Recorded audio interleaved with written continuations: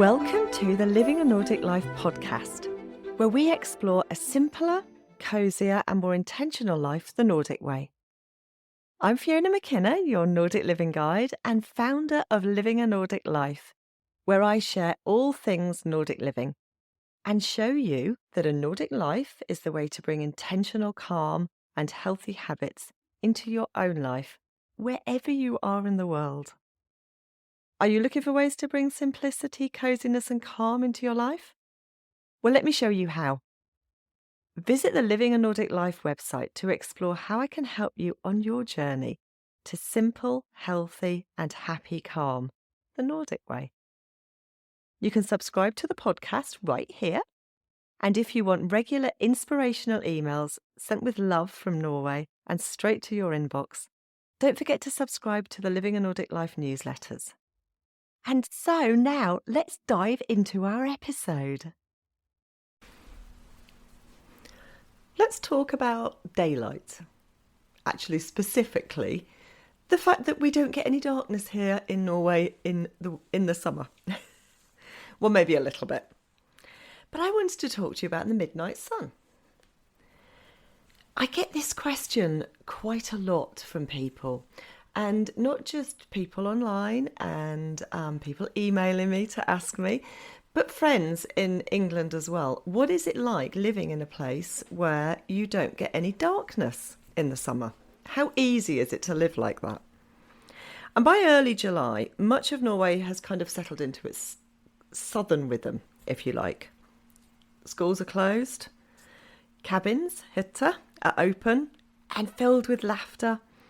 And conversations kind of centre around the weather forecast, swimming temperatures. Norwegians are very interested in the swimming temperatures in the sea and the lakes, actually. They're even recorded.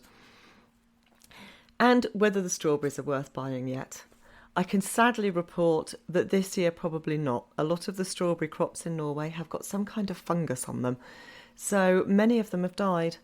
So strawberries are going to be at a premium this year. And among all the familiar signs of a Norwegian summer, there's one thing that remains kind of different, extraordinary, and that is the light. For visitors arriving from further south, not even that much further south, the midnight sun can feel almost surreal. It can feel very strange. The first time you look at the clock and realise that it's nearly midnight, and it's still light outside, and the sky still looks like late afternoon. It's really quite disorientating. I don't notice it so much anymore because I've lived here for so long. But those first few summers of being here, particularly living here as opposed to visiting, felt very strange, and I felt like maybe we needed blackout curtains. But you get surprisingly used to it, and you wake up at 2 a.m. and it's light. And you can literally go outside and start doing things. And it doesn't ever feel like it has really got dark. But I think probably your body does have to get some getting used to it over time. But it does mean that you do things for longer. You look at your watch and you think, can't be that late? Really? Surely there's still time for another walk, another coffee, another chapter of the book in the garden. And that perhaps is the great trick of the Nordic summer. It persuades us that there's always a little bit more of the day left, which I think, given the harsh winters and the darkness, we need it. Not every part of Norway experiences the true midnight sun. That's where the sun remains above the horizon throughout the day. But even here in the south, July brings these kind of remarkably long days and lingering evenings that don't seem to want to fade away. Darkness becomes less of an event, and it's more of a kind of brief interruption between one day and the next. We don't really get darkness here in June and July. It's a sort of twilight, and that effect on everyday life is surprisingly profound. We all stay outside for longer. Kids cycle through the neighbourhoods long after dinner. Outdoor cafes remained busy well into the evening, and walks that were intended to last 20 minutes somehow stretch into an hour. In fact, that was Andrea and I yesterday. I thought, let's go for a little bit of a walk in the forest because I wanted to look for chanterelles. And it kind of stretched into a longer walk than we were expecting. And had it been autumn, it would have been getting dark. And because it's summer, you can stay out. With all the insects and biting flies, I might add as well. But there's less of an urgency to rush home when the world outside feels welcoming. And it's easy to see why Nordic people become slightly obsessed with summer light. After months of short winter days, there's this kind of collective determination to make the most of it. Parks fill up, beaches fill up, ferry routes fill. Entire towns seem to migrate outdoors at the first opportunity. But the relationship with the midnight sun is not entirely straightforward. For every idyllic evening spent beside a fjord in golden light, there's also someone lying awake at 1 a.m, wondering why they're not remotely tired. Human beings are rather attached to darkness. We need it, actually. And for all that appreciation of long summer days, our bodies still rely on evening shadows to signal that rest is approaching. Many newcomers to the Nordic countries discover this quickly. I was one of them. The temptation to treat every early evening like a special occasion. Another walk, another barbecue, another swim, maybe another glass of wine, another hour in the garden.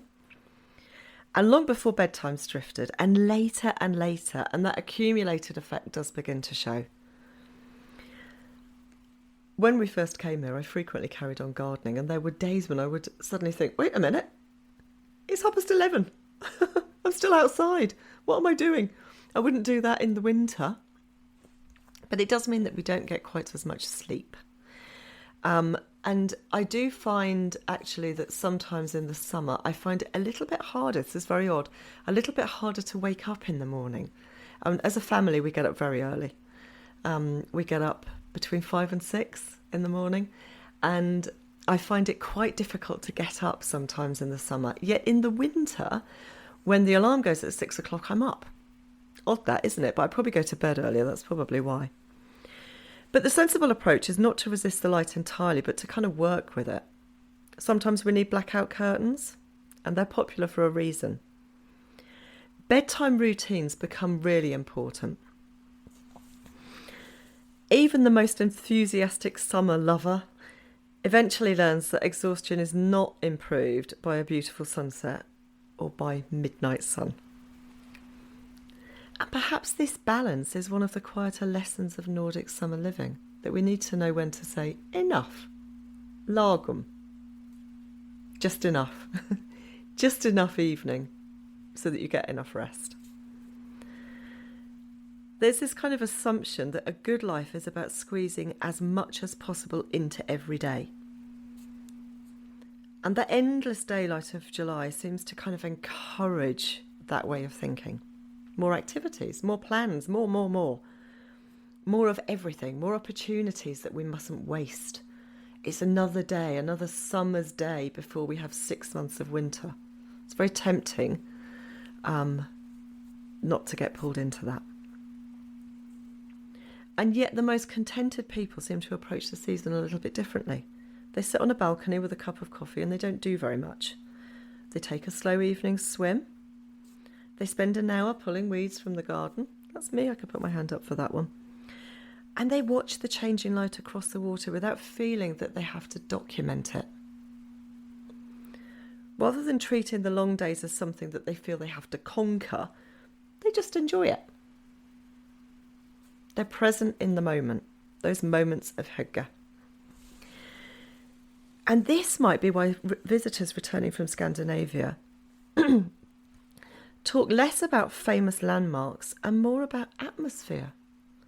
They remember the evening light on the houses, the quiet roads at 10 o'clock, the sight of families still outside as though bedtime has kind of been temporarily suspended. And the midnight sun is certainly beautiful, but its greatest gift may not be visual at all. It changes our relationship with time. Without that darkness drawing a clear line under the day, and you might feel that especially if you live close to the equator, where it's very rigid, isn't it? 6 a.m, the sun comes up, 6 p.m, the sun goes down. But here there's a feeling of spaciousness that can be difficult to find during the rest of the year. The hours seem less rigid. There is room for spontaneity. An ordinary Tuesday evening can suddenly have a swim in it. It can have a picnic. There can be a walk through the woods, simply because it's light and the light allows it. And for a few short weeks, life feels slightly less hurried.